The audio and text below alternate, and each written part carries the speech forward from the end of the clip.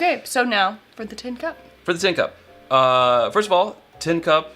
Well, not the distillery, but the agency that represents them sent us this bottle. We want to make that clear. We didn't pay for this. It was sent to us. They didn't say, hey, you have to do a video or anything.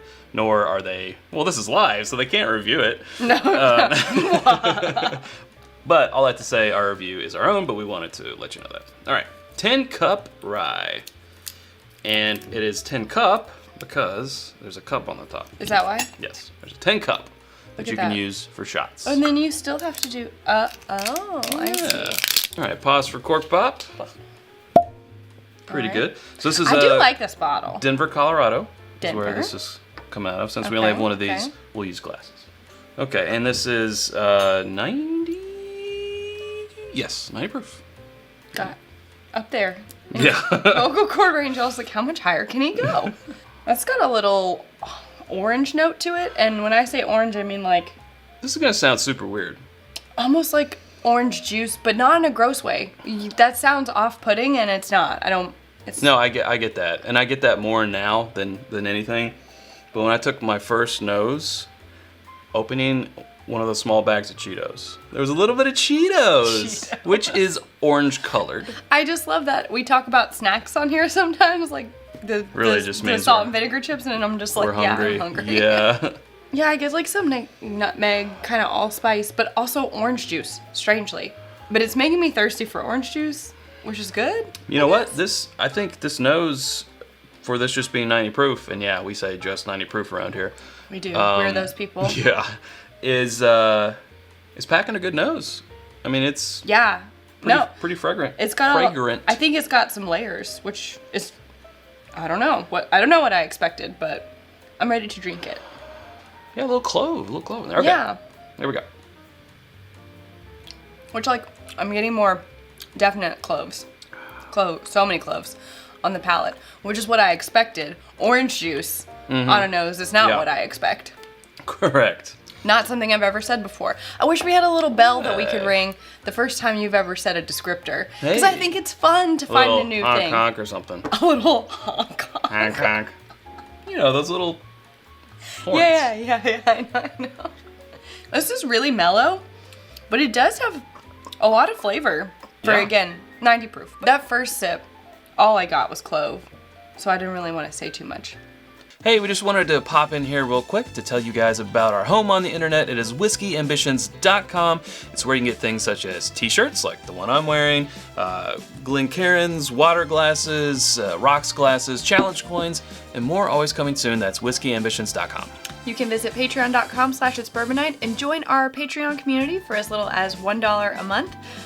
We do Patreon-only podcasts, we do after the episode exclusives, and more, always coming to you there. That's right. All right, back to the episode. I thought I had taken a picture of this in a store so I could reference the price. Okay. Well, but I want to say... There's a lot of dog pictures on there. Yeah, well, I want to say that it's around the $25 to $30 mark, which is pretty great for a rye. Yeah. Okay. With it being more expensive. Gonna have to rely on the chat to help us out with this one, so we don't have to Google. JG says 25. Okay. Yeah. Yeah. Can you all? That's what I was thinking. Help us out with that. Yeah, we got John saying $26 in Colorado at Total Wine, where this originates from. So yeah, around a $25 90 proof rye. It's easy. It's really easy. Like what I like about it is that it's pretty smooth and mellow, but it still has the spices and like the characteristics of rye that I like, but it's really laid back at the same time.